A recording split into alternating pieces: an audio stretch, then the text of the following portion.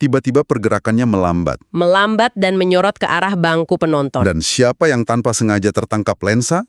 Seorang aktor bernama Arya Saloka. Arya Saloka. Coba Anda bayangkan sebentar ya. Anda sedang berada di sebuah tempat yang sangat bising. Bising yang benar-benar memekakan telinga gitu ya. Nah, iya betul. Tempat di mana semua orang di sekeliling Anda tuh seolah berlomba-lomba. Berlomba berteriak paling keras. Cuma buat cari perhatian. Bener banget. Cuma untuk sedikit aja perhatian. Tapi terus, tiba-tiba mata Anda menangkap satu sosok di sudut ruangan. Oke. Dia cuma duduk diam. Nggak ada gerakan heboh, nggak bersuara keras. Tapi entah gimana, sosok yang tenang ini justru berhasil menguasai seluruh energi di ruangan itu. Menarik banget visualnya. Kan? Nah, selamat datang di eksplorasi mendalam kita hari ini. Kita bakal membedah sebuah materi yang sangat mencerahkan. Ini bersumber dari naskah motivasi David. Tiba-tiba pergerakannya melambat. Melambat dan menyorot ke arah bangku penonton. Dan siapa yang tanpa sengaja tertangkap lensa? Seorang aktor bernama Arya Saloka. Arya Saloka.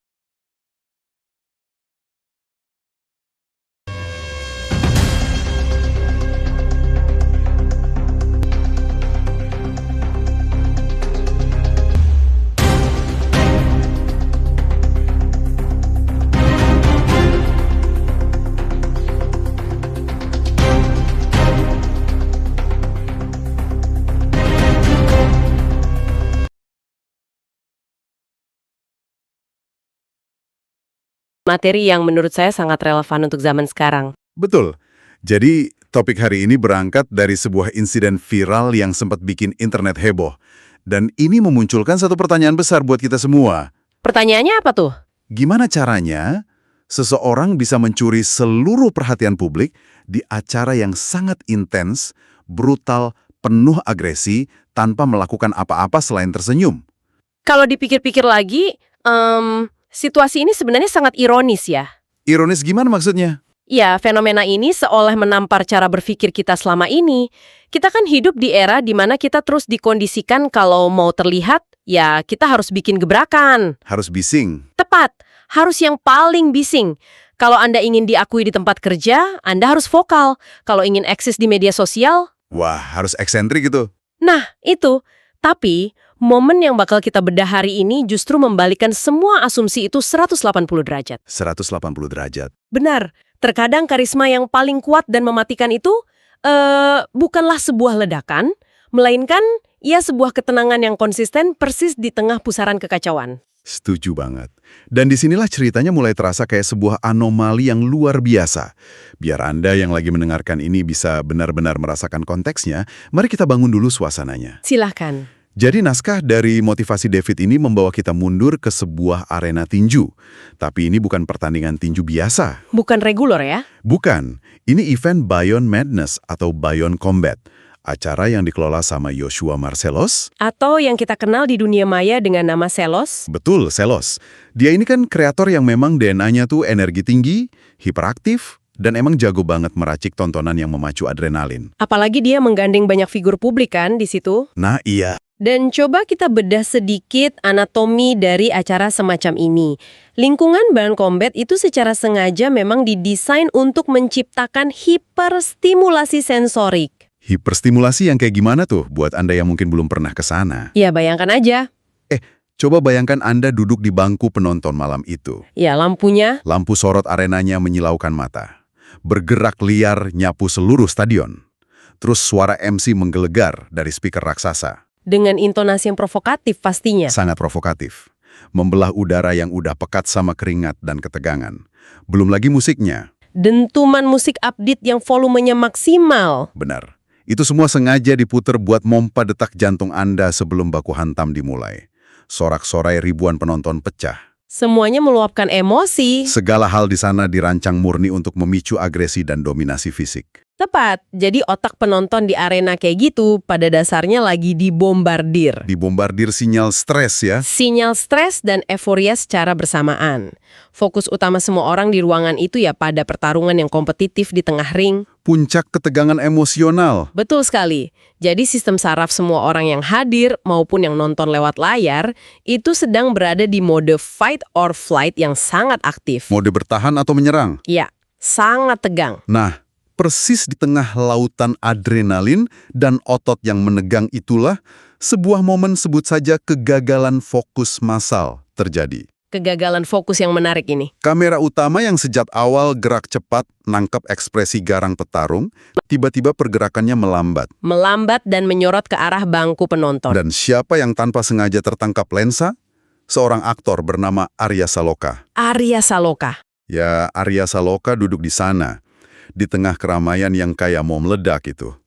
Cuma butuh beberapa detik sorotan kamera ke wajah Arya Saloka dan reaksi warganet di media sosial langsung meledak nggak terkendali. Padahal dia nggak ngapa-ngapain kan? Sama sekali enggak. Meledaknya bukan karena dia tiba-tiba naik ring dan ikut bertinju. Disitulah letak anomali yang kita bicarakan tadi muncul ke permukaan.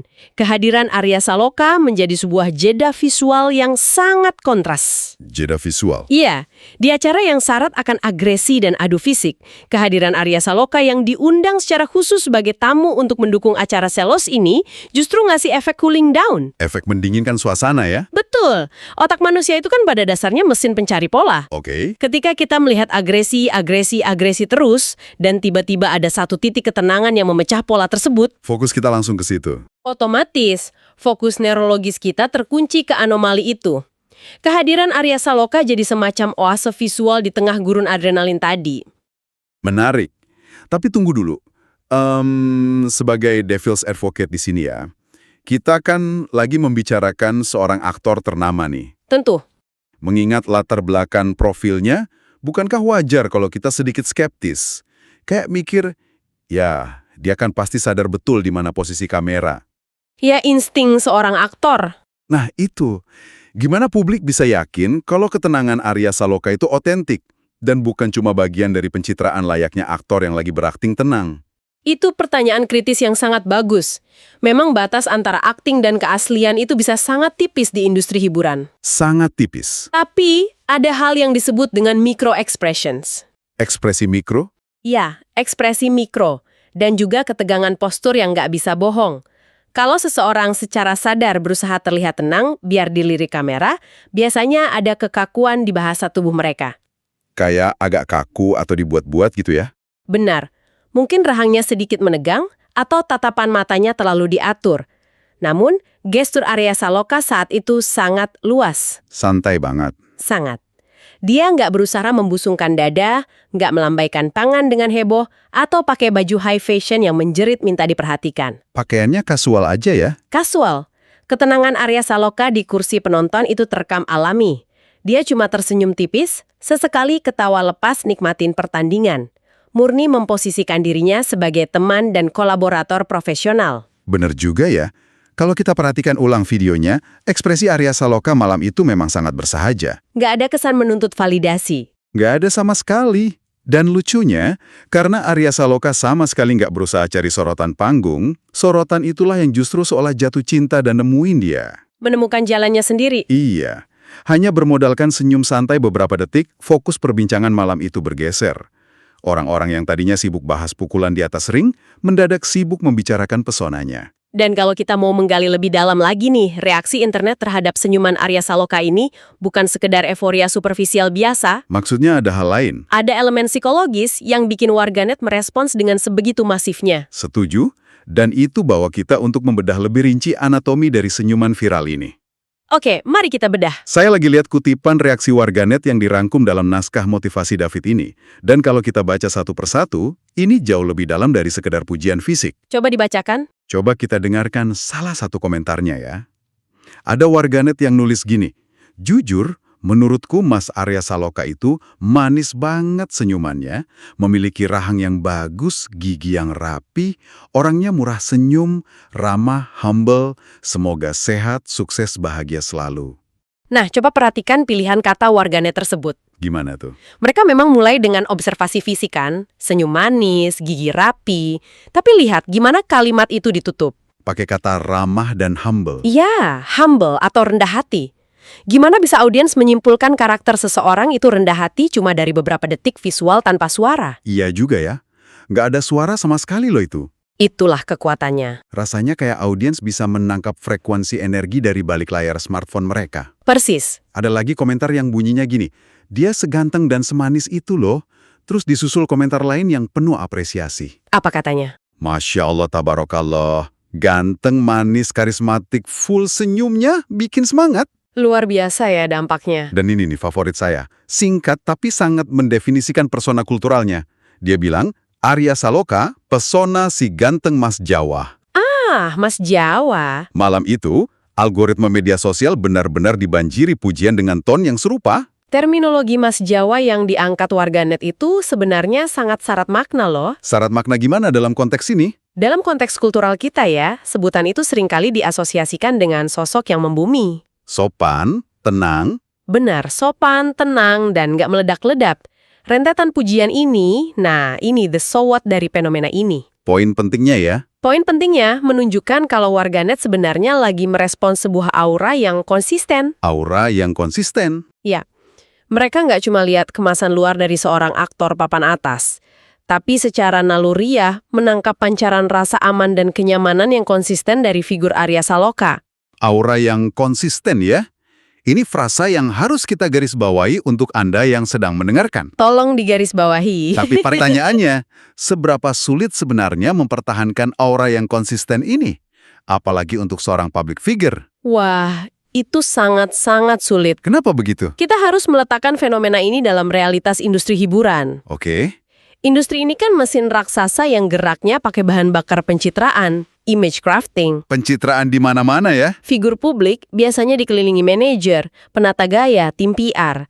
Mereka mendikte setiap gerak-gerik. Diajarin cara senyum yang presisi. Sudut wajah terbaik pas difoto, sampai respons yang udah dihafal buat setiap situasi. Kayak robot kadang-kadang. Nah, untuk mempertahankan karakter asli yang sederhana dan nggak dibuat-buat, saat Anda tahu ada jutaan mata berpotensi ngawasin Anda, itu butuh fondasi mental yang sangat solid. Susah banget pasti. Kebanyakan orang di posisi itu bakal tanpa sadar pakai topeng kepribadian yang berlapis-lapis. Saya bisa bayangin betapa menguras energinya pakai topeng kayak gitu setiap saat. Melelahkan pastinya. Jangankan selebritas ya, coba deh kita bawa ke pengalaman Anda sehari-hari yang lagi dengar ini. Relevan banget nih. Pernah nggak Anda datang ke acara kumpul keluarga besar, pas suasana hati lagi nggak baik, tapi dituntut buat terus senyum dan terlihat sukses? Wah, itu sering terjadi. Atau bayangkan Anda di acara networking perusahaan.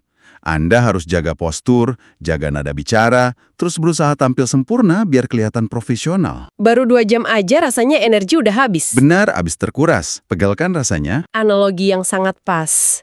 Beban kognitif dari berpura-pura itu sangat berat. Dan audiens kita, masyarakat umum, saat ini udah sangat cerdas. Cerdas mendeteksi ya. Sangat. Mereka hidup di era digital yang penuh filter dan kepalsuan.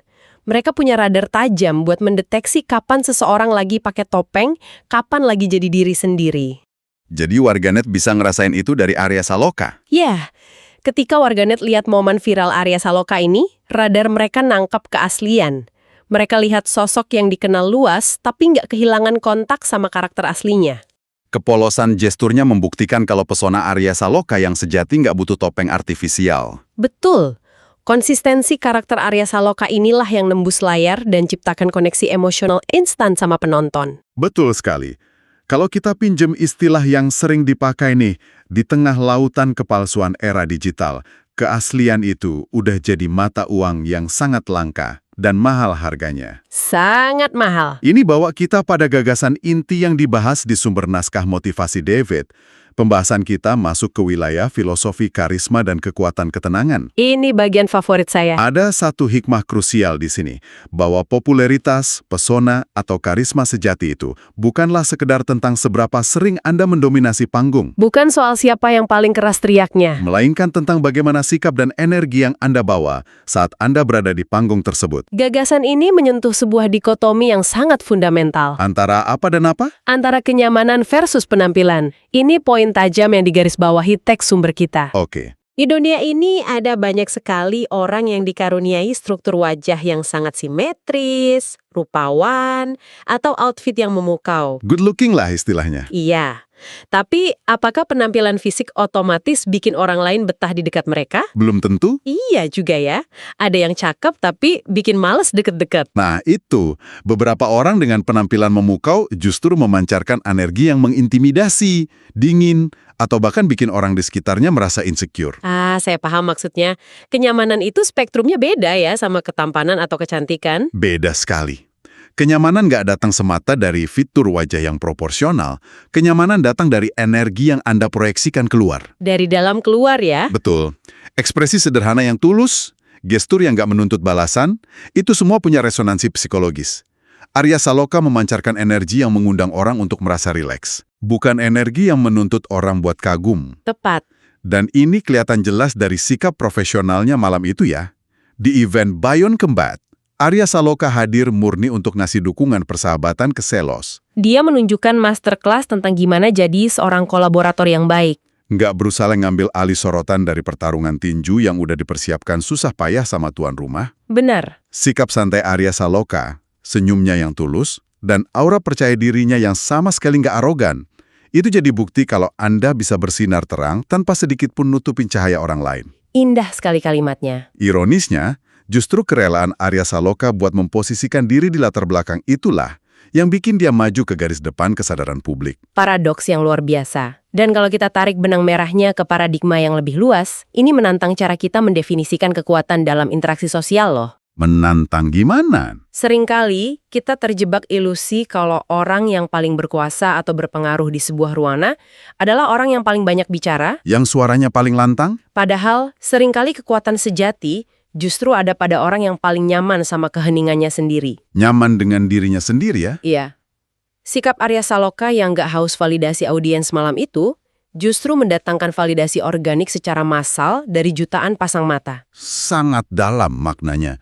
Nah, sekarang mari kita bawa filosofi karisma Arya Saloka ini ke realitas kehidupan Anda. Buat pendengar kita nih, Ya, Anda yang saat ini mungkin lagi dengerin sambil nyetir, nembus kemacetan, atau lagi siap-siap hadapin rapat presentasi di kantor, mari refleksi sejenak. mari kita renungkan. Seberapa sering sih kita ngerasa cemas, ngerasa harus bersuara paling keras dan paling galak biar ide kita diakui atasan? Atau seberapa sering kita merasa lelah karena harus bikin postingan paling heboh dan estetik di media sosial? Cuma buat divalidasi lingkaran pertemanan kita? Itu melelahkan banget loh. Membedah kisah ini bikin saya sadar, jangan-jangan selama ini kita terlalu buang banyak energi buat ngejar lampu sorot yang sebenarnya nggak kita butuhkan. Itu titik refleksi yang sangat valid buat kita semua. Dinamikanya memang memaksa kita gitu kan? Iya, dinamika di media sosial dan lingkungan kerja sering maksa kita masuk mode kompetitif yang nggak sehat. Betul. Kejadian ini ngingatin kita lagi pada hikmah utamanya, bahwa kadangkala kekuatan terbesar dan pesona paling memikat itu bukan dari gebrakan yang memekakan telinga. Tapi dari ketenangan batin yang konsisten. Dan itulah perhatian orang-orang bakal secara naluriah ketarik ke Anda. Karena apa? Karena mereka mencari kenyamanan dan stabilitas emosional yang Anda pancarkan. Wow. Berhenti mengejar perhatian, agar perhatian itu yang datang mencari kita. Pesan yang sangat kuat. Pesan yang sangat kuat.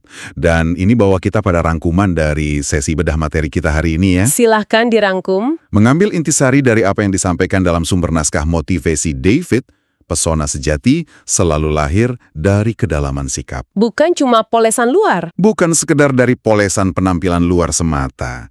Menjadi pribadi yang tetap membumi dan rendah hati dimanapun Anda berada adalah kunci utama buat bisa bersinar terang tanpa harus berusaha nyilauin mata orang lain. Luar biasa. Hikmah dari ketenangan Arya Saloka yang viral ini ngebuktiin ke kita semua kalau sikap humble dan senyuman tulus adalah bentuk karisma yang paling universal dan tak lekang oleh waktu. Betul, dan yang paling penting, hikmah tersebut bisa langsung Anda aplikasikan. Terlepas dari profesi apapun ya, Iya, terlepas dari apapun profesi atau latar belakang Anda, sikap hangat dan ketulusan itu nggak butuh panggung arena tinju buat bisa dirasain hampaknya sama orang-orang di sekitar Anda. tepat sekali. Nah, sebelum obrolan kita benar-benar berakhir nih, sesuai dengan ajakan dari sumber asli materi inspiratif kita hari ini, Ada pesan khusus. ada pesan yang ingin kami teruskan langsung kepada Anda. Jika Anda ngerasa terinspirasi dari sosok Arya Saloka yang tetap ramah, humble, dan mampu bersinar dengan karismanya tanpa harus berlebihan, ayo bagikan pendapat Anda. Kami ingin dengar dari Anda. Menurut Anda pribadi, apa sih yang sebenarnya bikin aura seseorang bisa jadi begitu kuat dan ngasih efek nyaman buat orang lain? Silakan tulis dan tinggalkan komentar Anda. Jangan lupa dukung terus pembuat kontennya. Tentu.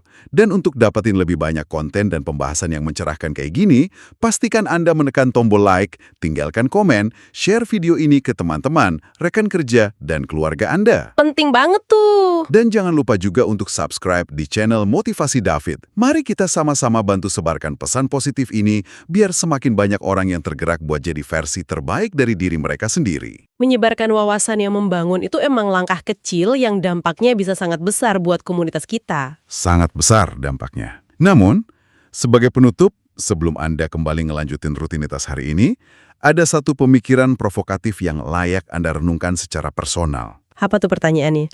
Jika kita udah sepakat bahwa karisma yang paling mematikan dan memikat jutaan mata justru muncul pada saat seseorang sama sekali nggak berusaha jadi pusat perhatian, Oke. lalu gimana fakta ini bakal mengubah strategi Anda dalam mempresentasikan diri di arena kehidupan Anda sendiri besok pagi? Wah, dalam nih. Apakah selama ini Anda terlalu lelah ngelepasin pukulan-pukulan metaforis demi dapat sedikit pengakuan dari lingkungan? Padahal yang sebenarnya paling Anda butuhkan buat menangkan hati mereka hanyalah duduk dengan tenang, percaya sepenuhnya pada kemampuan diri sendiri, dan memberikan satu senyuman yang tulus. Pertanyaan penutup yang benar-benar nantang kita buat ngelepas topeng yang selama ini kita pakai ya. Sangat menantang. Terkadang berhenti berjuang secara mati-matian buat dilihat adalah strategi terbaik biar kehadiran kita benar-benar diakui. Setuju.